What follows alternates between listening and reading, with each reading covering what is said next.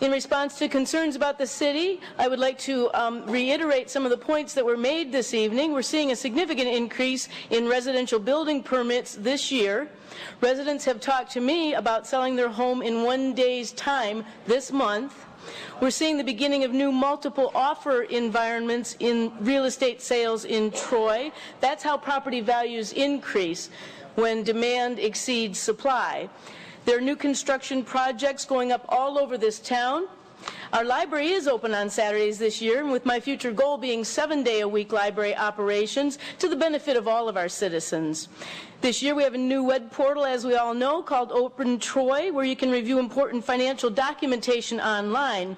I've initiated meetings with our city manager, Mr. Culpepper, to begin reviewing the feasibility of what I call second-generation reporting, so that our Open Troy data can be organized into reports so that the taxpayers can analyze the information in a more meaningful way.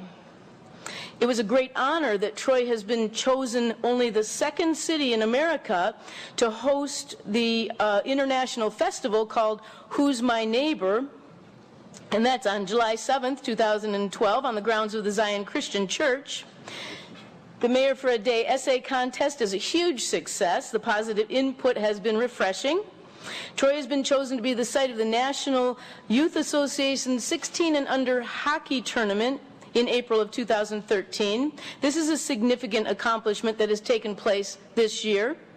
With all of this and more, and with our being the safest city with a population of 75,000 or more, Troy is becoming the envy of the state of Michigan. Please join me in celebrating the many wonderful reasons to live, work, dine, and play in Troy, Michigan. I'm confident that this council will continue to work together to improve the legislative environment so that our businesses and residents can flourish and succeed. Thank you. If I could bring the transit center and the budget back together again, what I would like to see is a new expenditure unit in the capital project category that would be strictly for the transit center expenditures. I've had residents talk about what happened to the legal costs that were spent and the consulting costs. Some architectural dollars have been spent, I believe, and we're looking now to hire a construction manager at risk. In fact, I think that may have already taken place. But those are costs that the citizens need to know about, and I think it would be really beneficial to have it in a separate expenditure unit so that we could track them easily enough, and then also so we could have a guideline for the Troy Chamber of Commerce to be able to see what their goals have to be in their effort to cover the expenses associated with the transit center. Would that be possible? The question that I posed on Sunday, and thank you very much, Mr. Darling, for the answer that you provided to me that I received yesterday. I didn't have time to research your answer until last night. My question and my concern was that the budget, the 2011-12 budget was developed in, say, April of 2011. And that was for June 2011 to June 2012. And the dollar amount that was the total city budget was $133.8 million. Then in April of 2012, now we've gone quite a way into the budget year, it was estimated that it was going to be $122.8 million.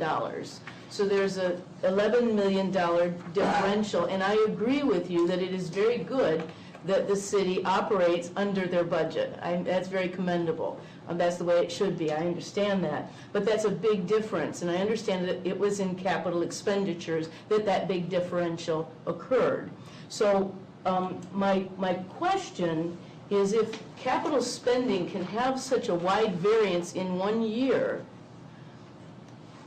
why would we need to raise millage rates this year based upon a long-term guesstimate of this drastic use of our fund balance when right now we look pretty healthy?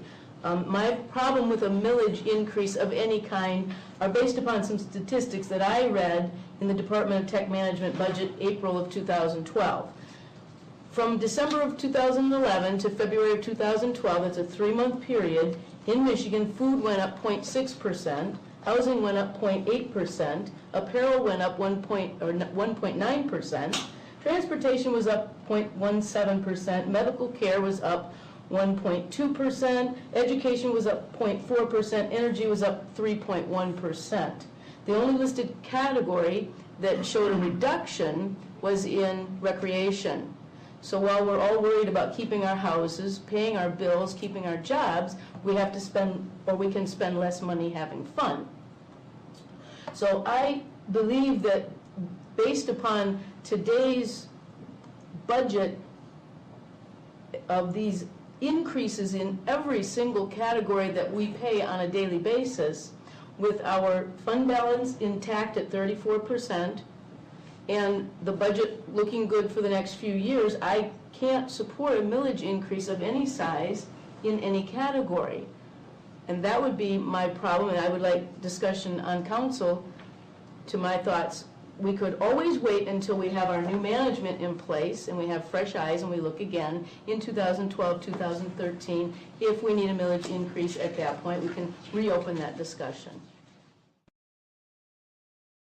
My intention is to force us to look again at maybe some cost savings and see if we can lower the expenditure line before we increase the revenue line, because there does come a point in the day when the rainbow, the pot of gold at the end of the taxpayer's rainbow is empty.